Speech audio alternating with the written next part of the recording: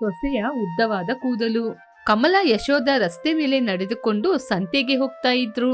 ಕಮಲ ಅವಳ ಮುಂದೆ ರಸ್ತೆ ಮೇಲೆ ನಡೆದುಕೊಂಡು ಹೋಗುವ ಹೆಂಗಸರ ಕೂದಲನ್ನು ನೋಡಿ ನಗ್ತಾನೇ ಇದ್ಲು. ಅದನ್ನು ಗಮನಿಸಿದ ಯಶೋಧ, ಏನೇ ಕಮಲ, ನೀನೊಬ್ಳೇನೆ ನಗ್ತಾ ಬರ್ತಾ ಇದ್ದೀಯಾ? ಇಲ್ಲಿ ರಸ್ತೆಯಲ್ಲಿ ನಗುವಂತ ವಿಚಾರ ಏನ್ ನಡೀತು? ನನಗೂ ಹೇಳಿದ್ರೆ ನಾನ್ ಕೂಡ ನಗ್ತೀನಲ್ವಾ? ಕಮಲ ನಗ್ತಾನೆ ಹೀಗೆ ಹೇಳಿದ್ಲು, ಅತ್ತೆ, ನೀವು ಒಂದ್ಸಲ ಎಲ್ಲರನ್ನ ಒಮ್ಮೆ ನೋಡಿ, ಅದ್ರಲ್ಲೂ ಹೆಂಗಸರನ್ನು. ಆ ಹೆಂಗಸಿಗೆ ನೋಡಿ ಕೂದ್ಲು ಎಷ್ಟಿದೆ ಅಂತ. ತೆಂಗಿನಕಾಯಿಯ ಜುಟ್ಟಿನ ಹಾಗೆ ಎಷ್ಟು ಸಣ್ಣದಾಗಿದೆ ಅವರ ಜುಟ್ಟು. ಅಲ್ಲಿ ನೋಡಿ, ಆ ಹೆಂಗಸಿಗೆ ಇರೋದು ಉದ್ದವಾದ ಕೂದಲ ಅಥವಾ ಹೂವ? ಅವರ ತಲೆ ಮೇಲಿರುವ ಕೂದಲಿಗಿಂತ ಹೂವು ತುಂಬಾ ಉದ್ದವಾಗಿದೆ. ಹೀಗೆ ಎಲ್ಲರ ಕೂದಲನ್ನು ನೋಡಿ ಜೋಕ್ ಮಾಡ್ಕೊಂಡು ಮಾತಾಡ್ಕೊಂಡು ಹೋಗ್ತಿದ್ಲು. ಆದ್ರೆ ಯಶೋಧ ಎಲ್ಲರ ಜುಟ್ಟನ್ನು ನೋಡಿ ಜೋಕ್ ಮಾಡ್ಕೊಂಡು ನಗ್ತಾ ಹೋಗುವುದು ಯಶೋಧನಿಗೆ ಇಷ್ಟವಾಗಲಿಲ್ಲ. ಕಮಲ, ನಿನಗೆ ಜಡೆ ಉದ್ದವಾಗಿದೆ ಅಂತ ಎಲ್ಲರ ಕೂದಲು ಉದ್ದವಾಗಿರ್ಬೇಕು ಅಂತ ಅವಶ್ಯಕತೆ ಏನೂ ಇಲ್ಲಲ್ಲ. ನಿನ್ಕಿಂತ ಉದ್ದವಾದ ಕೂದಲಿರುವ ಹೆಂಗಸರಿದ್ದಾರಲ್ವಾ? ಹೀಗೆ ಯಶೋಧ ಹೇಳಿದಾಗ ಕಮಲ ಕೋಪದಿಂದ, ಏನತ್ತೆ, ನನ್ಕಿಂತ ಉದ್ದವಾದ ಕೂದಲಿರುವ ಹೆಂಗಸರು ಇರ್ತಾರ? ಇಲ್ಲಿ ಇಷ್ಟೊಂದು ಹೆಂಗಸರಿದ್ದಾರೆ, ಅವರಲ್ಲಿ ಯಾರಿಗಾದ್ರೂ ನನ್ಕಿಂತ ಉದ್ದವಾದ ಕೂದಲಿದ್ಯಾ ತೋರ್ಸಿ ನೋಡೋಣ. ಇಲ್ಲಿ ನೋಡಮ್ಮ, ನಿನ್ಗೆ ಇಷ್ಟೊಂದು ದುರಂಕಾರ ಇರಬಾರ್ದು. ಒಂದಲ್ಲ ಒಂದಿನ ನಿನ್ಕಿಂತ ಉದ್ದವಾದ ಕೂದಲು ಹೆಂಗಸನ್ನು ನೀನು ನೋಡೇ ನೋಡ್ತೀಯ. ಅತ್ತೆ, ನನ್ಕಿಂತ ಉದ್ದವಾದ ಕೂದಲಿರುವ ಹೆಂಗಸನ್ನು ನೀವು ನೋಡುವುದು ನಿಮ್ಮ ಕನ್ಸು. ಅತ್ತೆ, ಅಲ್ಲಿ ನೋಡಿ, ಅವರ ತಲೆ ಮೇಲೆ 2-3 ಕೂದಲು ಮಾತ್ರನೇ ಇದೆ. ಅವರ ನೆತ್ತಿ ಮೇಲೆ ನೀರು ಇದ್ರೆ ಕಾಲುವೆಯಲ್ಲಿ ನೀರು ಹೋಗುವ ಹಾಗೆ ಇರುತ್ತೆ. ಹೀಗೆ ನಗಲು ಆರಂಭಿಸಿದ್ಲು ಕಮಲ. ಇಲ್ ನೋಡು ಕಮಲ, ಆ ರೀತಿ ತಲೆ ಕೂದ್ಲು ಇಲ್ಲದವರನ್ನು ನೋಡಿ ನೀನು ಜೋಕ್ ಮಾಡಿ ನಗ್ಬಾರ್ದು. ಅದೇ ರೀತಿ ಪರಿಸ್ಥಿತಿ ಒಂದಲ್ಲ ಒಂದಿನ ನಿನಗೂ ಕೂಡ ಬರ್ಬೋದು. ಅತ್ತೆ, ಏನತ್ತೆ ನನ್ನ ನೋಡಿ ಹಾಗೆ ಹೇಳ್ತಾ ಇದ್ದೀರಾ? ನನಗೆ ಹಾಗೆ ಮೊಟ್ಟೆ ತಲೆ ಆಗುತ್ತಾ? ನನ್ನ ತಲೆಯಲ್ಲಿರುವ ಕೂದಲು ಒಂದೊಂದು ದಿನಕ್ಕೆ ಒಂದೊಂದು ಹೋದ್ರೂ ಕೂಡ ನನಗೆ ವಯಸ್ಸಾಗುವ ತನಕ ನನ್ನ ಕೂದಲು ಹೀಗೇನೇ ಇರುತ್ತೆ. ನಿನ್ನ ಜೊತೆ ನಾನ್ ವಾದ ಮಾಡಲ್ಲಮ್ಮ, ತರಕಾರಿ ತಗೊಂಡು ಮನೆಗೆ ಹೋಗೋಣ. ಹಾಗೆ ಹೇಳಿ ಅತ್ತೆ ಸೊಸೆ ಇಬ್ರು ತರಕಾರಿಯನ್ನು ತೆಗೆದುಕೊಂಡು ಮನೆಗೆ ಹೋದ್ರು. ಅತ್ತೆ ಯಶೋಧ ತರಕಾರಿಯನ್ನು ಕಟ್ ಮಾಡ್ತಾ ಇದ್ರೆ ಸೊಸೆಯಾದ ಕಮಲ ಕನ್ನಡಿಯ ಮುಂದೆ ನಿಂತ್ಕೊಂಡು ಅವಳ ಉದ್ದವಾದ ಕೂದಲನ್ನು ಬಾಚ್ತಾ ಇದ್ಲು. ಅದನ್ನು ಗಮನಿಸಿದ ಅವಳ ಗಂಡ ಗಿರೀಶ ಅವಳ ಜೊತೆ, ಕಮಲ, ಏನೇ ಯಾವಾಗ ನೋಡಿದ್ರು ಕನ್ನಡಿ ಮುಂದೆ ನಿಂತ್ಕೊಂಡು ತಲೆನ ಬಾಚ್ಕೊಂಡೇ ಇರ್ತೀಯ? ಹೋಗಿ ಅಮ್ಮನ್ಗೆ ಸ್ವಲ್ಪ ಸಹಾಯ ಮಾಡು. ಅಯ್ಯೋ, ನಿಮ್ಗೆ ಯಾವಾಗ್ಲೂ ನನ್ ಜಡೆ ಮೇಲೇನೆ ಕಣ್ಣು. ಇವತ್ ನೀವು ನನ್ ಜೊತೆ ಮಾರ್ಕೆಟಿಗೆ ಬಂದಿದ್ರೆ ಗೊತ್ತಿರ್ತಿತ್ತು ನನ್ನ ಜಡೆಯ ಹೆಮ್ಮೆ. ಅಲ್ಲಿ ಯಾರಿಗೂ ಕೂಡ ನನ್ನಷ್ಟು ಕೂದಲು ಇಲ್ವೇ ಇಲ್ಲ. ನನ್ನ ಕೂದಲನ್ನು ಗಿನ್ನಿಸ್ ರೆಕಾರ್ಡ್ ಮಾಡ್ಬೇಕು. ಹೌದೌದು, ಗಿನ್ನಿಸ್ ರೆಕಾರ್ಡ್ ಮಾಡೇ ಮಾಡ್ತಾರೆ. ಹೋಗಿ ಮೊದ್ಲು ಕೆಲ್ಸ ಮಾಡು. ಯಾವಾಗ ನೋಡಿದ್ರು ಜಡೆ ಜಡೆ ಅಂತ ಒಂದೇ ಮಾತು. ನಿಮ್ಮಂತವರಿಗೆಲ್ಲ ನನ್ ಜಡೆ ಬಗ್ಗೆ ಹೇಗೆ ಗೊತ್ತಾಗುತ್ತೆ? ದೇವ ಕನ್ಯರಿಗೆ ಕೂಡ ನನ್ ರೀತಿ ಜಡೆ ಇದೆಯೋ ಇಲ್ವೋ? ಹಾಗೆ ಹೇಳಿ ಕಮಲ ಅವಳ ಜಡೆಯನ್ನು ಮತ್ತೊಮ್ಮೆ ನೋಡುತ್ತಾ ಹೆಮ್ಮೆ ಪಡುತ್ತಾ ಅಡುಗೆ ಮನೆಯೊಳಗೆ ಹೋಗಿ ಅಡುಗೆ ಮಾಡಲು ಆರಂಭಿಸಿದ್ಲು. ಹೀಗೆ ಕಮಲ ಪ್ರತಿದಿನ ತನ್ನ ಜಡೆಯನ್ನೇ ನೋಡಿ ಹೆಮ್ಮೆ ಪಡುತ್ತಾ ಅವಳ ಜಡೆಯನ್ನೇ ನೋಡ್ಲಿಕ್ಕೇನೆ ಅವಳಿಗೆ ಸಮಯ ಸರಿಯಾಗ್ತಾ ಇತ್ತು. ಒಂದು ದಿನ ಯಶೋಧ ಕಮಲ ಗಿಡಗಳಿಗೆ ನೀರಾಗ್ತಾ ಇದ್ರು. ಅತ್ತೆ, ನಿಮ್ಮ ಜುಟ್ಟು ದಿನದಿಂದ ದಿನಕ್ಕೆ ಕಡಿಮೆ ಆಗ್ತಾ ಇದೆ. ಇಷ್ಟು ದಿನ ಊರಲ್ಲಿರುವವರ ಬಗ್ಗೆ ಎಲ್ಲ ಮಾತಾಡ್ತಾ ಇದ್ದೆ, ಇವಾಗ ನಿನ್ನ ಕಣ್ಣು ನನ್ನ ಜಡೆ ಮೇಲೆ ಬಿತ್ತಾ? ಅಯ್ಯೋ ಇಲ್ಲ ಅತ್ತೆ, ನಾನು ಸ್ವಲ್ಪ ಹೊಸದಾಗಿ ಎಣ್ಣೆ ತಂದಿದ್ದೀನಿ. ಅದನ್ನ ನೀವ್ ಹಚ್ಕೊಂಡ್ರೆ ನಿಮಗೂ ಕೂಡ ನನ್ನ ರೀತಿ ಉದ್ದವಾದ ಕೂದಲು ಬರುತ್ತೆ. ನನಗೆ ಅಷ್ಟೊಂದು ಉದ್ದವಾದ ಕೂದಲು ಬೇಡಮ್ಮ, ನನ್ನ ತಲೆ ಅಷ್ಟು ಭಾರನ ತಡೆಯೋದಿಲ್ಲ. ಹೀಗೆ ದಿಮಾಕಿನಿಂದ ಹೇಳಿದ್ಲು ಯಶೋಧ. ಹೀಗೆ ಅವರಿಬ್ಬರು ಮಾತಾಡ್ತಾ ಇದ್ದಾಗ ಮನೆಯೊಳಗಿಂದ ಕಮಲನ ಗಂಡ ಗಿರೀಶ್ ಕಿರಿಚ್ತಾ ಇದ್ದ. ಕಮಲಾ, ಹಬ್ಬಬ್ಬಾ, ಏನ್ರಿ, ಏನೋ ತಲೆ ಮೇಲೆ ಬಿದ್ದ ಹಾಗೆ ಕಿರ್ಚ್ಕೋತಾ ಇದ್ದೀರಾ? ಏನ್ರಿ, ಯಾಕೆ ಹಾಗೆ ಕಿರ್ಚ್ತಾ ಇದ್ದೀರಾ? ಇವಾಗ ನಿಜವಾಗ್ಲೂ ತಲೆ ಮೇಲೆ ಏನೋ ಬಿದ್ದ ಹಾಗೇನೆ ಇದೆ. ಏನ್ರಿ ಆಯ್ತು? ಏನಾಯ್ತಾ? ನಾನು ಲಾಕರಲ್ಲಿ ಇಟ್ಟ ದುಡ್ಡಲ್ಲಿ 10,000 ಕಾಣ್ತಾ ಇಲ್ಲ. ಆಗ ಕಮಲ ತಡವಡಿಸುತ್ತಾ ಕಳ್ಳನ ಹಾಗೆ ಕಳ್ಳ ನೋಟವನ್ನು ನೋಡ್ತಾ ಇದ್ಲು. ಅದನ್ನು ಗಮನಿಸಿದ ಗಿರೀಶ, ಏನೇ ಹಾಗೆ ನೋಡ್ತಾ ಇದ್ದೀಯಾ? ಏನೋ ನಿನ್ನ ನೋಟ ಕಳ್ಳ ನೋಟ ಹಾಗೆ ಕಾಣ್ತಾ ಇದೆ, ನೀನೇ ತಗೊಂಡಿದಾ? ಹೀಗೆ ಜೋರಾಗಿ ಕೇಳಿದ. ಆಗ ಕಮಲ ಭಯದಿಂದ, ಅದು ನನ್ನ ಜಡೆ ಇನ್ನಷ್ಟು ಉದ್ದ ಆಗ್ಲಿಕ್ಕೆ ಸ್ವಲ್ಪ ಎಣ್ಣೆಗಳನ್ನ ತರ್ಸ್ಕೊಂಡೆ ಕಣ್ರಿ. ಹೀಗೆ ವಿನಯದಿಂದ ಹೇಳಿದ್ಲು. ಅವಳ ಮಾತು ಕೇಳಿ ಗಿರೀಶ ತಲೆ ಮೇಲೆ ಕೈ ಇಟ್ಕೊಂಡು, ಏನೇ ಇವಾಗ ನಿನ್ ಜುಟ್ಟಿಗೆ 10,000 ಖರ್ಚು ಮಾಡಿ ಎಣ್ಣೆ ತಗೊಬಂದ್ ಹಾಕ್ಲೇಬೇಕಾ? ನಿನ್ನ ಕೂದ್ಲೇನು ಹೊಲನ? ಒಂದ್ಸಲ ಬೆಳೆ ಆದ್ಮೇಲೆ ಮತ್ತೆ ಬೆಳೆ ಕೊಡ್ತಾನೆ ಇರುತ್ತೆ ಅಂತ. ಅಯ್ಯೋ ದೇವ್ರೇ, ಇವಳನ್ನ ಬದಲಾಯಿಸೋದು ಹೇಗಪ್ಪ? ಹೀಗೆ ಚಿಂತೆ ಮಾಡ್ತಾ ಇದ್ದ ಗಿರೀಶಂ. ಆದ್ರೆ ಕಮಲ ಮಾತ್ರ ಏನು ನಡೆಯದ ಹಾಗೆ ಆರಾಮವಾಗಿ ಇದ್ಲು. ಅವಳ ಉದ್ದವಾದ ಕೂದಲನ್ನು ನೋಡಿ ಸಂತೋಷ ಪಡ್ತಿದ್ಲು. ಹೀಗೆ ಕಮಲ ಒಂದು ದಿನ ಅವಳ ಮನೆ ಮುಂದೆ ಕೂತ್ಕೊಂಡು ತಲೆಯನ್ನು ಬಾಚ್ತಾ ಇರುವಾಗ ಅಲ್ಲಿ ಒಂದು ಆಟೋ ಬಂತು. ಆ ಆಟೋದಲ್ಲಿ ಒಬ್ಳು ಮಹಿಳೆ ಇಳಿದ್ಲು. ಆ ಮಹಿಳೆಗೆ ಕಮಲಗಿಂತ ಕೂದಲು ತುಂಬಾನೇ ಉದ್ದವಾಗಿತ್ತು. ಆ ಕೂದಲನ್ನು ನೋಡಿ ಕಮಲ ಆಶ್ಚರ್ಯಪಟ್ಲು. ಏನೇ ಕಮಲ, ಆ ಹುಡುಗಿಯ ಕೂದಲು ನೋಡುದ ಎಷ್ಟು ಉದ್ದವಾಗಿದೆ ಅಂತ. ಅವಳ ಜುಟ್ಟು ನಿನ್ನ ಜುಟ್ಟಿಗಿಂತ ಉದ್ದವಾಗಿದೆ. ಹೀಗೆ ಯಶೋದ ಕೂಡ ಆ ಮಹಿಳೆಯ ಜುಟ್ಟನ್ನು ನೋಡಿ ಆಶ್ಚರ್ಯಪಟ್ಲು. ಇವರ ಶಬ್ದ ಕೇಳಿ ಗಿರೀಶಂ ಕೂಡ ಹೊರಗೆ ಬಂದು ಆ ಮಹಿಳೆಯ ಜುಟ್ಟನ್ನು ನೋಡಿ, ಅಬ್ಬಾ ದೇವರಿದ್ದಾನೆ, ಇವಳಕ್ಕಿಂತ ಉದ್ದವಾದ ಕೂದಲಿರುವ ಮಹಿಳೆಯನ್ನು ಅವಳ ಮುಂದೆನೆ ತೋರಿಸಿ ಅವಳಿಗೆ ಬುದ್ಧಿ ಕಲಿಸಿದಾನೆ. ಹೀಗೆ ಗಿರೀಶಂ ಸಂತೋಷಪಟ್ಟ. ಹಬ್ಬಾ, ಎಷ್ಟು ಉದ್ದವಾದ ಜಡೆ, ಎಷ್ಟು ಉದ್ದವಾದ ಜಡೆ! ಇಷ್ಟೊಂದು ಉದ್ದವಾದ ಕೂದಲನ್ನು ನಾನು ಇದುವರೆಗೂ ನೋಡ್ಲೇ ಇಲ್ಲ. ಹೀಗೆ ಬೇಕು ಬೇಕು ಅಂತಾನೆ ಕಮಲನ ಮುಂದೆ ಆ ಮಹಿಳೆಯನ್ನು ಹೊಗಳ್ತಾ ಇದ್ದ. ಅದನ್ನು ಕೇಳಿ ಕಮಲ ತುಂಬಾನೇ ಕೋಪಗೊಂಡ್ಲು. ಏನೋ ಆ ಹೆಂಗಸಿನ ಕೂದಲು ಅಷ್ಟೊಂದು ಸುಂದರವಾಗಿದ್ಯಾ? ನನ್ನ ಕೂದಲು ನೋಡಿದ್ರ ಎಷ್ಟೊಂದು ದಪ್ಪವಾಗಿದೆ ಅಂತ, ಅವಳ ಕೂದಲು ನೋಡಿ ಎಷ್ಟೊಂದು ಸಣ್ಣವಾಗಿದೆ ಅಂತ. ಇಲ್ಲ ಕಮಲ, ಹೆಂಗಸರಿಗೆ ಕೂದಲು ಅಂದ್ರೆ ಹಾಗೇನೇ ಇರ್ಬೇಕು. ಆ ಹೆಂಗಸು ನೋಡ್ಲಿಕ್ಕೆ ಎಷ್ಟೊಂದು ಸುಂದರವಾಗಿದೆ ಅಂತ.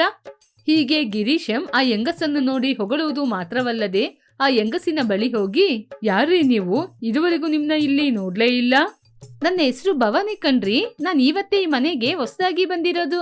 ಹೀಗೆ ಮಾತಾಡ್ತಾ ಇದ್ದಾಗ ಅಲ್ಲಿಗೆ ಯಶೋದ ಬಂದ್ಲು. ಏನಮ್ಮ, ನಿನ್ ಕೂದ್ಲು ನೋಡ್ಲಿಕ್ಕೆ ಎಷ್ಟೊಂದು ಸುಂದರವಾಗಿದೆ. ಹೌದು, ನಿನ್ ತಲೆಗೆ ಯಾವ ಎಣ್ಣೆ ಹಾಕ್ತಾ ಇದ್ದೀಯಾ? ಅಯ್ಯೋ, ನಾನು ತಲೆಗೆ ಯಾವ ಎಣ್ಣೆಯನ್ನು ಹಾಕೋದಿಲ್ಲ ರೀ, ಅದಾಗಿಯೇ ಬೆಳಿತಾ ಇದೆ. ಸುಮ್ನೆ ಕೂದ್ಲಿಟ್ಕೊಂಡು ಏನ್ರಿ ಮಾಡೋದು? ಹೀಗೆ ಅವಳಿಗೆ ಜಡೆ ಇಷ್ಟವೇ ಇಲ್ಲದ ಹಾಗೆ ಮಾತಾಡ್ತಾ ಇದ್ಲು. ಯಶೋದ ಬೇಕು ಬೇಕು ಅಂತ ತನ್ನ ಸೊಸೆಯನ್ನು ನೋಡಿ ನಗ್ತಾ ಇದ್ಲು. ನೋಡಿದೀಯ ಕಮಲ, ಆ ಹುಡುಗಿ ಆ ತಲೆ ಕೂದ್ಲಿಗೆ ಏನೂ ಹಾಕೋದಿಲ್ಲಂತೆ, ಆದ್ರೂ ನೋಡು ಕೂದ್ಲು ಎಷ್ಟೊಂದು ಉದ್ದವಾಗಿದೆ ಅಂತ. ಹೌದಮ್ಮ, ಆ ಹೆಂಗಸಿನ ಕೂದಲನ್ನು ಗಿನ್ನಿಸ್ ರೆಕಾರ್ಡ್ ಮಾಡ್ಬೇಕು. ಹಬ್ಬಬ್ಬಬ್ಬಬ್ಬ, ಏನು ಉದ್ದವಾದ ಕೂದಲು, ಎಷ್ಟೊಂದು ಉದ್ದವಾದ ಕೂದಲು! ಆದ್ರೂ ಅವರ ಕೂದಲ ಬಗ್ಗೆ ಲೆಕ್ಕಿಸದೇ ಇಲ್ಲ. ಹೀಗೆ ಗಿರೀಶ ಆ ಮಹಿಳೆಯ ಕೂದಲಿನ ಬಗ್ಗೆ ಹೊಗಳ್ತಾ ಇದ್ದ. ಹೀಗೆ ಅಂದಿನಿಂದ ಬೇಕು ಅಂತಾನೆ ಗಿರೀಶ ಆ ಹೆಂಗಸಿನ ಕೂದಲನ್ನು ನೋಡಿ ತನ್ನ ಹೆಂಡತಿಯ ಮುಂದೆ ಹೊಗಳ್ತಾ ಇದ್ದ. ಕಮಲ, ಆ ಹೆಂಗಸತ್ರ ಹೋಗಿ ಕೂದ್ಲನ್ನ ಹೇಗೆ ಬೆಳೆಸೋದು ಅಂತ ಕೇಳ್ಕೊಂಡ್ ಬರೋದು ತಾನೆ. ನಿನ್ ಕೂದ್ಲು ನೋಡಿ ಎಷ್ಟೊಂದು ಸಣ್ಣವಾಗಿದೆ ಅಂತ. ಹೀಗೆ ಯಾವಾಗ್ಲೂ ಕಮಲನ ಜಡೆಯನ್ನು ಭವಾನಿ ಜಡೆಯನ್ನು ಹೋಲಿಸ್ತಾ ಇದ್ದ. ಹಬ್ಬ, ಯಾವಾಗ ನೋಡಿದ್ರು ಈ ಭವಾನಿ ಕೂದ್ಲುದೇ ಕತೆ ಆಗ್ಬಿಟ್ಟಿದೆಯಲ್ವಾ? ಈ ಊರಲ್ಲಿ ಉದ್ದವಾದ ಕೂದ್ಲು ಅಂದ್ರೆ ನಂದೇ ಇರ್ಬೇಕು, ಬೇರೆ ಯಾರಿಗೂ ಇರಬಾರ್ದು. ಹೀಗೆ ಒಂದು ದಿನ ರಾತ್ರಿ ಯಾರಿಗೂ ತಿಳಿಯದ ಹಾಗೆ ಭವಾನಿಯ ಕೂದಲನ್ನು ಕತ್ತರಿಸಿ ಬಂದ್ಲು. ಮರುದಿನ ಕಮಲ ಸಂತೋಷದಿಂದ ಭವಾನಿಗೋಸ್ಕರ ಕಾಯ್ತಾ ಇದ್ಲು. ಆವಾಗ ಮನೆಯಿಂದ ಹೊರಗೆ ಹೋಗುವ ಗಿರೀಶನನ್ನು ನೋಡಿ, ಏನ್ರಿ ಸ್ವಲ್ಪ ಹೊತ್ತು ನಿಲ್ಲಿ, ಆಮೇಲೆ ಹೊರಗಡೆ ಹೋಗಿ. ಇವತ್ತು ಆ ಮಹಿಳೆಯ ಕೂದಲಿನ ಬಗ್ಗೆ ಹೊಗಳದೆ ಹಾಗೆ ಹೋಗ್ತಿದ್ದೀರಾ? ಹೀಗೆ ಭವಾನಿ ಬಗ್ಗೆ ಮಾತಾಡ್ತಾ ಇದ್ದಾಗ ಭವಾನಿ ಒಂದು ದೊಡ್ಡ ವಿಗ್ಗನ್ನು ಇಟ್ಕೊಂಡು ಹೊರಗಡೆ ಬಂದ್ಲು. ವಿಗ್ಗು ಭವಾನಿಯ ಜಡೆಗಿಂತ ಇನ್ನಷ್ಟು ಉದ್ದವಾಗಿತ್ತು. ಅದನ್ನು ನೋಡಿದ ಗಿರೀಶಂ, ಕಮಲ ನೋಡಿದೀಯಾ, ಒಂದೇ ರಾತ್ರಿಯಲ್ಲಿ ಆ ಹೆಂಗಸಿನ ಕೂದಲು ಎಷ್ಟೊಂದು ಉದ್ದವಾಯಿತು ಅಂತ. ಕೂದಲಂದ್ರೆ ಅದು. ಹಾಗೆ ಹೇಳಿ ಹೊರಟು ಹೋದ. ರಾತ್ರಿ ತಾನೇ ಇವಳ ಕೂದಲನ್ನು ಕಟ್ ಮಾಡಿದ್ದು, ಅಷ್ಟು ಬೇಗ ಇಷ್ಟೊಂದು ಉದ್ದವಾದ ಕೂದಲು ಬೆಳೀತಾ? ಅಯ್ಯೋ, ಹೀಗೆ ಆಲೋಚನೆ ಮಾಡಿದ್ಲು. ಭವಾನಿ ಮಾತ್ರ ಉದ್ದವಾದ ವಿಗ್ಗನ್ನು ಇಟ್ಕೊಂಡು ಆ ಕಡೆ ಈ ಕಡೆ ಓಡಾಡ್ತಿದ್ಲು. ನಿಜವಾಗ್ಲೂ ಅವಳಿಗಿರೋದು ಜಡೆ ಎಲ್ಲ ವಿಗ್ಗೆ. ಈ ವಿಷಯವನ್ನು ನಾನು ಎಲ್ಲರಿಗೂ ಬಹಿರಂಗವಾಗಿ ತಿಳಿಸಬೇಕು. ಹೀಗೆ ಆಲೋಚನೆ ಮಾಡಿ ಭವಾನಿಯನ್ನು ಒಂದು ದಿನ ಅವಳ ಮನೆ ಊಟಕ್ಕೆ ಕರೆದ್ಲು. ಭವಾನಿ ಬಂದು ಊಟ ಮಾಡುವಾಗ ಅವಳ ವಿಗ್ಗು ಬಿಚ್ಚಿ ಹೋಗ್ಬೇಕು ಅಂತ ಸ್ಪೀಡ್ ಆಗಿ ಫ್ಯಾನ್ ಅನ್ನು ಹಾಕಿದ್ಲು. ಆದ್ರೂ ವಿಗ್ಗಿಗೆ ಮಾತ್ರ ಏನೂ ಆಗಲಿಲ್ಲ. ಹೀಗೆ ವಿಧವಾದ ಪ್ರಯತ್ನವನ್ನು ಮಾಡಿದ್ರು ಕೂಡ ವಿಗ್ಗಿಗೆ ಏನೂ ಆಗಲಿಲ್ಲ.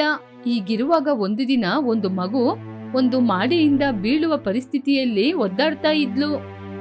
ಆ ಮಗುವನ್ನು ಕಾಪಾಡಲು ಭವಾನಿ ಹಿಂದೆ ಮುಂದೆ ಆಲೋಚನೆ ಮಾಡದೆ ಎಲ್ಲರ ಮುಂದೆ ತನ್ನ ವಿಗ್ಗನ್ನು ನೀಡಿ ಆ ಮಗುವನ್ನು ಕಾಪಾಡಲು, ಪಾಪು ಈ ಜಡೆನ ಗಟ್ಟಿಯಾಗಿ ಇಟ್ಕೋ, ಹೀಗೆ ಆ ಜಡೆಯಿಂದ ಮಗುವನ್ನು ಕಾಪಾಡಿದ್ಲು.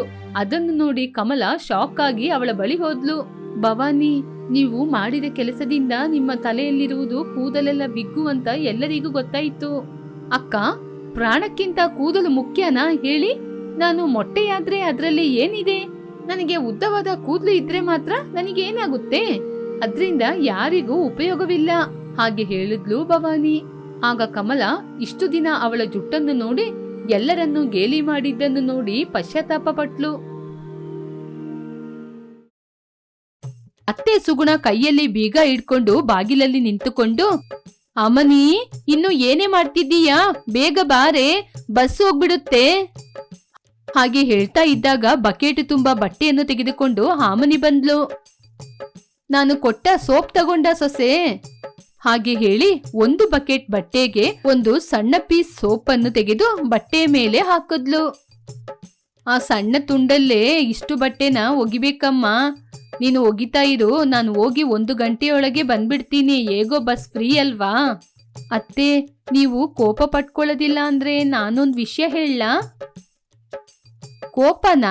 ಯಾಕಮ್ಮ ಕೋಪ ಪಡ್ಬೇಕು? ಕೋಪ ಹೇಗಿರುತ್ತೆ ಅಂತ ಕೂಡ ನನಗ್ ಗೊತ್ತಿಲ್ಲ. ಯಾವಾಗ್ಲೂ ನಗ್ನಗ್ತಾ ಇರ್ಬೇಕು, ಇಲ್ಲದಿದ್ರೆ BP ಬಂದ್ಬಿಡುತ್ತೆ. ನೀವು ಹೇಳಿದ್ದು ನಿಜಾನೇ ಅತ್ತೆ. ಇವಾಗ ಇನ್ನೊಂದು ನಿಜ ಹೇಳ್ತೀನಮ್ಮ, ಕೋಪ ಪಟ್ಕೊಂಡ್ರೆ BP ಜಾಸ್ತಿ ಆಗುತ್ತೆ, ಆಮೇಲೆ ಹಾಸ್ಪಿಟ್ಲಿಗೆ ಹೋಗ್ಬೇಕಾಗುತ್ತೆ. ಅಲ್ಲಿ ಡಾಕ್ಟರ್ ತುಂಬಾ ದೊಡ್ಡ ಬಿಲ್ ಹಾಕಿ ನಮಗೆ ಕಾಯಿಲೆ ಅಂತ ಅಲ್ಲೇ ಕೂರ್ಸ್ಬಿಡ್ತಾನೆ. ಅಯ್ಯೋ, ಅಷ್ಟೊಂದು ದುಡ್ಡು ಕಟ್ಬೇಕಾಗುತ್ತೆ ಹಾಸ್ಪಿಟ್ಲಿಗೆ, ನನ್ನಿಂದ ಆಗಲ್ಲಪ್ಪ. ಒಂದು ಕಾಗೆಗೆ ಕೂಡ ಅನ್ನನ ಹಾಕೋದಿಲ್ಲ ಅಂತವ್ರು ನೀವು ಹಣ ಖರ್ಚು ಮಾಡ್ಕೊಂಡು ಹಾಸ್ಪಿಟ್ಲಿಗೆ ಹೋಗ್ತೀನಿ ಅಂದ್ರೆ ನಾನ್ ಮಾತ್ರ ನಂಬ್ತೀನ ಅತ್ತೆ? ಸರಿ ಕಣಮ್ಮ ಸೊಸೆ, ನನ್ನ ಏನೋ ಕೇಳ್ತೀನಿ ಅಂತ ಹೇಳ್ದೆ.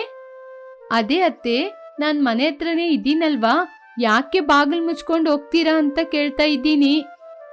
ಅಮ್ಮ ಸೊಸೆ, ನಿನ್ನ ಬುದ್ಧಿವಂತಿಕೆನ ನನ್ ಜೊತೆನೆ ತೋರಿಸ್ತೀಯಾ? ನಾನು ನಿನ್ ಮನೇಲೇ ಇದ್ದೀಯ ಅಂತ ಬಾಗ್ಲು ತೆರೆದಿಟ್ಟು ಹೋದ್ರೆ ಆಮೇಲೆ ನೀನ್ ಏನ್ ಮಾಡ್ತೀಯ ಅಂತ ನನಗ್ ಗೊತ್ತಿಲ್ವಾ? ಅಯ್ಯೋ ಅತ್ತೆ, ನೀವು ಏನೇನೋ ಯೋಚನೆ ಮಾಡ್ಬೇಡಿ, ಹಾಗೆಲ್ಲ ನಾನು ಮಾಡೋದಿಲ್ಲ. ನನ್ನ ನಂಬಿ ಅತ್ತೆ. ಇವಾಗ ಬೀಗ ಹಾಕೊಂಡ್ ಹೋಗ್ತೀರಾ, ಆಮೇಲೆ ಫ್ರೀ ಬಸ್ ಅಲ್ವಾ ಅಂತ ಎಲ್ಲಾ ಕಡೆ ಸುತ್ತಾಡ್ಕೊಂಡ್ ಬರ್ತೀರಾ. ಹೀಗೆ ನೀವು ಎಲ್ಲೆಲ್ಲ ಹೋಗಿ ಬರ್ಲಿಕ್ಕೆ ಲೇಟ್ ಆದ್ರೆ ನಾನು ಮನೆ ಹೊರಗಡೆನೆ ಕೂತ್ಕೊಂಡಿರ್ಬೇಕು. ಮನೆ ಹೊರಗಡೆ ಅಕ್ಕಪಕ್ಕದವರು ಯಾರಾದ್ರೂ ನನ್ನ ನೋಡಿದ್ರೆ ಒಂಥರ ಮಾತಾಡ್ತಾರೆ ಅತ್ತೆ. ನಮ್ಮ ಮನೆ ಹತ್ರ ನಾವು ಕೂತಿರ್ತೀವಿ, ಬೇರೆಯವರು ಏನಮ್ಮ ಹೇಳೋದು? ನಾನು ಹೇಳಿದೆಲ್ಲ ಯೋಚನೆ ಇದೆ ತಾನೇ? ಯೋಚನೆ ಇದೆ ಅತ್ತೆ. ಬಕೆಟ್ ತುಂಬಾ ಬಟ್ಟೆ, ಸಣ್ಣ ಸೋಪು, 2 ಬಕೆಟ್ ನೀರು. ಈ ಸಣ್ಣ ತುಂಡು ಸೋಪಲ್ಲಿ ಈ ಬಕೆಟ್ ಅಲ್ಲಿರುವ ಎಲ್ಲಾ ಬಟ್ಟೆನ ಒಗ್ದು ಮುಗಿಸ್ಬೇಕು, ಅಷ್ಟೇ ತಾನೇ ಅತ್ತೆ? ಅಷ್ಟೇ ಅಮ್ಮನಿ, ಭದ್ರವಾಗಿ ಕೆಲಸ ಮಾಡ್ಕೊಂಡಿರೋ. ನಾನು ಫ್ರೀ ಬಸ್ಸಲ್ಲಿ ಒಂದು ರೌಂಡು ಸುತ್ತಾಡ್ಕೊಂಡ್ ಬರ್ತೀನಿ. ಹಾಗೆ ಹೇಳಿ ಅತ್ತೆ ಸುಗುಣ ಮನೆಯಿಂದ ಹೊರಗಡೆ ಹೊರಟೋದ್ಲು. ಜಿಪುಣ ಅತ್ತೆಗೆ ಹೇಗೆ ಬುದ್ಧಿ ಕಲ್ಸೋದು ಅಂತ ಗೊತ್ತಾಗದೆ ಸೊಸೆಯಾದ ಆಮನಿ ಬಂಡೆಕಲ್ ಮೇಲೆ ಕೂತ್ಕೊಂಡ್ ಬಟ್ಟೆ ಒಗಿತಾ ಇದ್ಲು. ಆವಾಗ್ಲೇ ಪಕ್ಕದ ಮನೆ ರವಳಿ ಅಲ್ಲಿಗೆ ಬಂದ್ಲು. ಬಂಡೆ ಮೇಲೆ ಕೂತಿರುವ ಆಮನಿಯನ್ನು ನೋಡಿ, ಏನಮ್ಮನಿ, ಇವತ್ತು ಕೂಡ ನಿಮ್ಮ ಅತ್ತೆ ಫ್ರೀ ಬಸ್ಸಲ್ಲಿ ಟ್ರಿಪ್ ಹೋಗಿದಾರಾ? ಹೌದು ರವಳಿ, ನಿನ್ನ ಹಾಗೆ ಅದೃಷ್ಟ ನನಗಿಲ್ವಲ್ಲ. ನೀನು ಯಾವ ಕೆಲ್ಸನೂ ಮಾಡೋದಿಲ್ಲ, ಎಲ್ಲ ಕೆಲ್ಸ ಮಿಷಿನೇ ಮಾಡುತ್ತೆ. ಸ್ವಿಚ್ ಹಾಕಿದ್ರೆ ಗ್ರೈಂಡರ್ ಅಕ್ಕಿನ ಆಡ್ಸ್ಕೊಡುತ್ತೆ, ಸ್ವಿಚ್ ಹಾಕಿದ್ರೆ ವಾಷಿಂಗ್ ಮಿಷಿನ್ ಬಟ್ಟೆನ ಒಗ್ದು ಕೊಡುತ್ತೆ, ಸ್ವಿಚ್ ಹಾಕಿದ್ರೆ ನೀರ್ ಕೂಡ ಬಿಸಿ ಆಗುತ್ತೆ, ಅದೇ ರೀತಿ ಸ್ವಿಚ್ ಹಾಕಿದ್ರೆ ತರಕಾರಿ ಕೂಡ ಬೆಂದು ಹೋಗುತ್ತೆ. ಅಮ್ಮನಿ, grinder, washing machine, cooler, fan ಅಂತ ಎಲ್ಲ ನಿನ್ ಮನೇಲಿ ಕೂಡ ಇದೆ. ಆದ್ರೆ ನೀನು ನಿಮ್ಮ ಅತ್ತೆ ಮಾತು ಕೇಳ್ಕೊಂಡು ಅದನ್ನ ಯಾವುದು ಉಪಯೋಗ ಮಾಡಲ್ಲ. ನನ್ನ ಜಿಪುಣ ಅತ್ತೆ ಇರುವ ತನಕ ನನಗೆ ಆ ಅದೃಷ್ಟ ಸಿಗದಿಲ್ಲ ರವಳಿ. ನನ್ನ ಅತ್ತೆ ಜೊತೆ ಕೇಳಿದ್ರೆ ನಾನು ಕರೆಂಟ್ ಬಿಲ್ ಜಾಸ್ತಿ ಬರುತ್ತೆ ಅಂತ ಹೀಗೆ ಹೇಳ್ತಾ ಇಲ್ಲಮ್ಮ. ನೀನು ಕೈಯಲ್ಲೇ ಎಲ್ಲ ಕೆಲಸ ಮಾಡಬೇಕು, ಆವಾಗ್ಲೇ ನಿನ್ ಕೈ ಗಟ್ಟಿಯಾಗೋದು, ಆವಾಗ್ಲೇ ನೀನು ಆರೋಗ್ಯವಾಗಿರೋದು ಅಂತ ಏನೆಲ್ಲ ಹೇಳ್ತಾರೆ. ಸರಿ ಅಮ್ಮನಿ, ಟೈಮ್ ಆಗ್ತಾ ಇದೆ, ನೀನ್ ಬಟ್ಟೆ ಹೋಗಿ. ನಿಮ್ಮ ಅತ್ತೆ ಬಂದ್ರೆ ಆಮೇಲೆ ಏನೆಲ್ಲ ಮಾತಾಡ್ತಾರೆ ಅಂತ ನಿನ್ಗೆ ಗೊತ್ತು ತಾನೆ? ನಿನ್ನ ಪಕ್ಕನೆ ಕೂತ್ಕೊಂಡು ಅಲ್ಲಿ ಕೊಳೆ ಇದೆ, ಈ ಕಡೆ ಕೊಳೆ ಇದೆ, ಉಜ್ಜು ಉಜ್ಜು ಅಂತ ನಿನ್ ಕೈನನೇ ಮುರಿದಾಕ್ತಾರೆ. ಹೌದು ರವಳಿ, ನೀನ್ ಇಲ್ಲಿಂದ ಹೊರಟೋಗು, ನಾನು ನನ್ನ ಕೆಲಸನ ಮಾಡ್ತೀನಿ. ಹಾಗೆ ಹೇಳಿದ ತಕ್ಷಣ ರವಳಿ ಅಲ್ಲಿಂದ ಹೊರಟೋದ್ಲು. ಆಮನಿ ಬಕೆಟ್ ತುಂಬಾ ಇರುವ ಬಟ್ಟೆಯನ್ನು ನೋಡಿ, ಇವಾಗ ಇದನ್ನ ಕೈ ನೋವು ಆಗುವ ತನಕ ಉಜ್ಬೇಕಾಗುತ್ತೆ. ಹೀಗೆ ಆಲೋಚನೆ ಮಾಡ್ತಾ ಇದ್ದಾಗ ಗೊತ್ತಿರುವ ಒಂದು ಮಗು ಆಮನಿಯ ಬಳಿ ಬಂದ್ಲು. ಏನ್ ಪಾಪು, ಸೈಕಲ್ ತಗೊಂಡ್ ಬಂದಿದೀಯಾ? ಆಂಟಿ, ಸೈಕಲ್ ಚೈನ್ ಕಟ್ಟಾಯ್ತಂಟಿ, ಸ್ವಲ್ಪ ಸರಿ ಮಾಡಿ ಕೊಡ್ತೀರಾ? ಅಯ್ಯೋ ಹಾಗೇನಾ, ಸರಿ ಸರಿ ಸರಿ ಮಾಡಿ ಕೊಡ್ತೀನಿ, ಒಂದ್ 5 ನಿಮಿಷ ಇರು. ಹಾಗೆ ಹೇಳಿ ಆಮನಿ ಸೈಕಲ್ ಹತ್ರ ಬಂದು ಕಟ್ಟಾಗಿರುವ ಚೈನ್ ಅನ್ನು ನೋಡಿದ್ಲು. ಹೌದು ಪಾಪು, ಚೈನ್ ಕಟ್ಟಾಗಿದೆ, ಕಣ್ಮುಚ್ಕೊಂಡ್ ನೋಡೋಣ, ಚೈನ್ ಸರಿ ಮಾಡಿ ಕೊಡ್ತೀನಿ. ಹಾಗೆ ಹೇಳಿದ ಹಾಗೆ ಆ ಮಗು ಕಣ್ಣನ್ನು ಮುಚ್ಕೊಳ್ತು. ಇವಾಗ ಕಣ್ಣು ತೆರೆದು ನೋಡು ಪಾಪು. ಹಾಗೆ ಹೇಳಿದಾಗ ಆ ಮಗು ಕಣ್ಣನ್ನು ತೆರೆದು ನೋಡಿತು. ಬ್ಯಾಕ್ ಅಲ್ಲಿ ಟೈರು ಸುತ್ತಾ ಇತ್ತು. ಅದನ್ನು ನೋಡಿ ಆ ಮಗು ನಗುತ್ತಾ ಕ್ಲಾಪ್ ಅನ್ನು ಹಾಕಿತು. ಸೈಕಲ್ ಅನ್ನು ನೋಡಿ ಆಮನಿಗೆ ಒಂದು ಆಲೋಚನೆ ಬಂತು. ಪಾಪು, ನೀನ್ ಕೇಳಿದ ತಕ್ಷಣ ನಿನ್ನ ಚೈನ್ ನ ಸರಿ ಮಾಡಿ ಕೊಟ್ಟೆ ಅಲ್ವಾ? ಹೌದು ಆಂಟಿ. ನನಗೆ ನಿನ್ನ ಸೈಕಲ್ ಒಂದು 10 ನಿಮಿಷಕ್ಕೆ ಕೊಡ್ತೀಯಾ? ಅಯ್ಯೋ ಆಂಟಿ, ಇದು ದೊಡ್ಡೋರ್ ಕೂತ್ಕೊಳ್ಳುವ ಸೈಕಲ್ ಅಲ್ಲ, ಚಿಕ್ಕ ಮಕ್ಕಳು ಓಡಿಸುವ ಸೈಕಲ್ ಇದು. ನಾನು ನಿನ್ ಜೊತೆ ಸೈಕಲ್ ಕೇಳೋದು ಓಡಿಸ್ಲಿಕ್ಕಲ್ಲಮ್ಮ, ಬಟ್ಟೆ ಒಗಿಲಿಕ್ಕೆ. ನಿನ್ನ ಸೈಕಲಲ್ಲಿ ನಾನು ನನ್ನ ಬಟ್ಟೆನ ಒಗಿತೀನಿ. ಹೀಗೆ ಆಮನಿ ಹೇಳಿದಾಗ ಮಗು ಆಶ್ಚರ್ಯದಿಂದ, ಏನು, ಸೈಕಲಲ್ಲಿ ಬಟ್ಟೆ ಒಗಿತೀರಾ? ಹೇಗೆ ಆಂಟಿ? ನನಗೆ ಒಂದು 10 ನಿಮಿಷ ನಿನ್ನ ಸೈಕಲ್ ಕೊಟ್ರೆ ಹೇಗೆ ಒಗಿಯೋದು ಅಂತ ಮಾಡಿ ತೋರಿಸ್ತೀನಿ. ಆಯ್ತು ಆಂಟಿ, ನೀವು ನನ್ಗೆ ತೋರ್ಸ್ಕೊಡ್ಬೋದು. ಖಂಡಿತವಾಗಿ ಮಾಡಿ ತೋರಿಸ್ತೀನಿ ಅಮ್ಮ, ನೀನ್ ಇಲ್ಲೇ ಇದ್ದು ಅದನ್ನ ನೋಡಾಯ್ತಾ? ಸರಿ ಆಂಟಿ. ಆ ಮಗು ಆಮನಿನ ನೋಡ್ತಾನೆ ಕೂತಿದ್ಲು. 2 ನಿಮಿಷ ಆದ್ಮೇಲೆ ಬಕೆಟ್ ಅಲ್ಲಿ ಸೈಕಲ್ ಅನ್ನು ತಲೆ ಕೆಳಗೆ ಮಾಡಿ ನಿಲ್ಸಿದ್ರು. ಬಕೆಟ್ ತುಂಬಾ ನೀರಿತ್ತು. ಆ ಬಕೆಟ್ ಅಲ್ಲಿ ಸೋಪನ್ನು ಹಾಕಿ ಬಟ್ಟೆಯನ್ನು ಕೂಡ ಹಾಕಿದ್ಲು. ಪಾಪು ಅದನ್ನೇ ನೋಡ್ತಾ ಇದ್ಲು. ಇವಾಗ ನೋಡು ಬೇಬಿ, ಹಾಗೆ ಹೇಳಿ ಪೆಡಲ್ ನ ಸುತ್ತಾ ಇದ್ಲು. ಟಬ್ ಒಳಗೆ ಇರುವ ಪೆಡಲ್ ಕೂಡ ಸುತ್ತಾನೆ ಇತ್ತು. ಹಾಗೇನೆ ಅದರೊಳಗೆ ಇದ್ದ ಬಟ್ಟೆಯನ್ನು ಉಜ್ತಾ ಇತ್ತು. ಅದನ್ನು ಆ ಮಗು ತುಂಬಾ ಆಶ್ಚರ್ಯದಿಂದ ನೋಡ್ತಾ ಇದ್ಲು. ನೋಡಿದ್ಯಾ ಪಾಪು, 10 ನಿಮಿಷದಲ್ಲಿ ನಿನ್ನ ಸೈಕಲ್ ವಾಷಿಂಗ್ ಮಿಷಿನ್ ಆಗಿ ಬದಲಾಯಿತು. ಬುದ್ಧಿಶಕ್ತಿ ಇದ್ರೆ ಏನನ್ನು ಬೇಕಾದ್ರೂ ಬದಲಾಯಿಸಬಹುದು. ವಾವ್ ಆಂಟಿ, ನೀವು ತುಂಬಾ ಸೂಪರ್. ಇದೇ ರೀತಿ ಮಾಡ್ಲಿಕ್ಕೆ ನಮ್ ತಾಯಿಗೂ ಹೇಳ್ತೀನಿ. ಹೀಗೆ ಮಾತಾಡ್ತಾ ಇರುವಾಗ ಅತ್ತೆಯಾದ ಸುಗುಣ ಬಂದು ಕೋಪದಿಂದ ನೋಡಿದ್ಲು. ಅವಳನ್ನು ನೋಡಿದ ಆಮನಿ ತನ್ನೊಳಗೆ ತಾನೇ, ಅಷ್ಟು ಬೇಗ ಸಮಯ ಆಗೋಯ್ತಾ, ಅತ್ತೆನೇ ಬಂದ್ಬಿಟ್ರು. ಹಾಗೆ ಅವಳು ಆಲೋಚನೆ ಮಾಡ್ತಾ ಇದ್ದಾಗೆ ಸುಗುಣ ಬಕೆಟ್ ಅಲ್ಲಿ ಇದ್ದ ಸೈಕಲ್ ಅನ್ನು ನೋಡಿ ಕೋಪದಿಂದ, ಅತ್ತೆ, ಅಷ್ಟು ಬೇಗ ಟೈಮ್ ಆಗೋಯ್ತಾ, ಬಂದ್ಬಿಟ್ರಿ? ಹೊಟ್ಟೆ ಒಂಥರ ಆಗ್ತಾ ಇತ್ತು ಅಂತ ಬಂದೆ. ಹೌದು, ನೀನ್ ಏನ್ ಕೆಲ್ಸ ಮಾಡ್ತಿದೀಯಾ? ನೀವು ಬಟ್ಟೆ ಒಗಿಲಿಕ್ಕೆ ಹೇಳಿದ್ರಿ, ಒಗ್ದೆ ಅತ್ತೆ. ಎಲ್ಲಿ ಬಟ್ಟೆ ಒಗ್ದೆ ಅಂತ ಹೇಳ್ತಾ ಇದ್ದೀಯಾ, ಆದ್ರೆ ಬಕೆಟ್ ತುಂಬಾ ಬಟ್ಟೆ ಹಾಗೇನೇ ಇದೆ. ಇಲ್ಲ ಓಲ್ಡ್ ಆಂಟಿ, ಈ ಆಂಟಿ 10 ನಿಮಿಷದಲ್ಲಿ ನನ್ನ ಸೈಕಲ್ ನ ವಾಷಿಂಗ್ ಮಿಷಿನ್ ಆಗಿ ಬದಲಾಯಿಸಿ ಬಟ್ಟೆನೆಲ್ಲ ಹೋಗ್ಬಿಟ್ರು. ಬೇಕಂದ್ರೆ ನೋಡಿ, ಯಂಗ್ ಆಂಟಿ ಒಂದ್ಸಲ ಇದೇ ರೀತಿ ಬಟ್ಟೆ ಒಗ್ದು ಆ ಓಲ್ಡ್ ಆಂಟಿಗೆ ತೋರ್ಸಿ. ಇವಾಗ ಬೇಡಮ್ಮ. ಇಲ್ಲ ಆಂಟಿ, ಒಂದ್ಸಲ ಅವರಿಗೆ ತೋರ್ಸು ಅಮ್ಮನಿ. ನಿನ್ನ ಬುದ್ಧಿಶಕ್ತಿಯ ಬಗ್ಗೆ ಆ ಹುಡುಗಿ ಅಷ್ಟೊಂದು ಮಾತಾಡ್ತಿದ್ದಾಳಲ್ಲ, ನಿನ್ನ ಬುದ್ಧಿವಂತಿಕೆಯನ್ನು ನಾನ್ ಕೂಡ ನೋಡ್ತೀನಿ. ಸರಿ ಅತ್ತೆ, ನೀವು ಕೇಳ್ತಾ ಇದ್ದೀರಾ ಅಂತ ತೋರಿಸ್ತೀನಿ. ಇಲ್ಲದಿದ್ರೆ ನಾನ್ ಮತ್ತೆ ಈ ಬಟ್ಟೆನ ಒಗ್ದು ತೋರ್ಸೋದಿಲ್ಲ. ಹಾಗೆ ಹೇಳಿ ಮತ್ತೆ ಪೆಡಲ್ ಅನ್ನು ಸುತ್ತಲು ಆರಂಭಿಸಿದ್ಲು. ಬಕೆಟ್ ಒಳಗೆ ಇದ್ದ ಪೆಡಲ್ ಸುತ್ತಾ ಇತ್ತು. ಬಕೆಟ್ ಅಲ್ಲಿ ಇದ್ದ ಬಟ್ಟೆ ಕೂಡ ಪೆಡಲ್ ಜೊತೆಗೆ ಸುತ್ತಾ ಇತ್ತು. ಅದನ್ನು ನೋಡಿ ಸುಗುಣ ತನ್ನೊಳಗೆ ತಾನೇ, ಸೊಸೆಯ ಬುದ್ಧಿವಂತಿಕೆಯನ್ನು ಮೆಚ್ಚಬೇಕು. ಒಂದು ಹಳೆಯ ಸೈಕಲ್ ಅನ್ನು ತಂದ್ಕೊಟ್ರೆ ಆಮೇಲೆ ವಾಷಿಂಗ್ ಮಿಷಿನ್ ಕೂಡ ಬೇಕಾಗಿಲ್ಲ. ಕರೆಂಟ್ ಬಿಲ್ಲು ತುಂಬಾ ಬರುತ್ತೆ ಅಂತ ಕೂಡ ಇಲ್ವಲ್ಲ. ಗ್ರೈಂಡರು, ಫ್ರಿಡ್ಜು, ಕೂಲರ್ಗೆ ಕೂಡ ಇದೇ ರೀತಿ ಬುದ್ಧಿವಂತಿಕೆಯನ್ನು ಉಪಯೋಗ ಮಾಡು ಅಂತ ಹೇಳ್ಬೇಕು.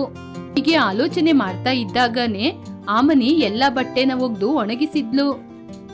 ನೋಡಿದ್ರ ಓಲ್ಡ್ ಆಂಟಿ, ಇವಾಗಾದ್ರೂ ಯಂಗ್ ಆಂಟಿ ಬುದ್ಧಿವಂತಿಕೆಯನ್ನು ಮೆಚ್ಚ್ರಿ.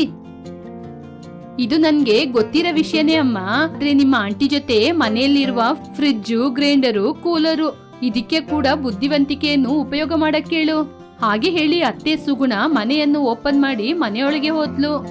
ಥ್ಯಾಂಕ್ ಯು ಬೇಬಿ, 10 ನಿಮಿಷ ನನ್ಗೆ ಸೈಕಲ್ ಕೊಟ್ಟಿದ್ದಕ್ಕೆ. ನಿಮಗೂ ಕೂಡ ಥ್ಯಾಂಕ್ಸ್ ಆಂಟಿ, ನನ್ನ ಸೈಕಲ್ ಚೈನ್ ನ ಸರಿ ಮಾಡಿ ಕೊಟ್ಟಿದ್ದಕ್ಕೆ. ಹಾಗೆ ಹೇಳಿ ಆ ಮಗು ಸೈಕಲ್ ಅನ್ನು ತೆಗೆದುಕೊಂಡು ಅಲ್ಲಿಂದ ಹೋದ್ಲು. ಆಮನಿ ಅವಳ ಕೆಲಸ ಈಸಿಯಾದ ಕಾರಣ ಸಂತೋಷ ಪಟ್ಕೊಂಡು ಮನೆಯೊಳಗೆ ಬಂದ್ಲು.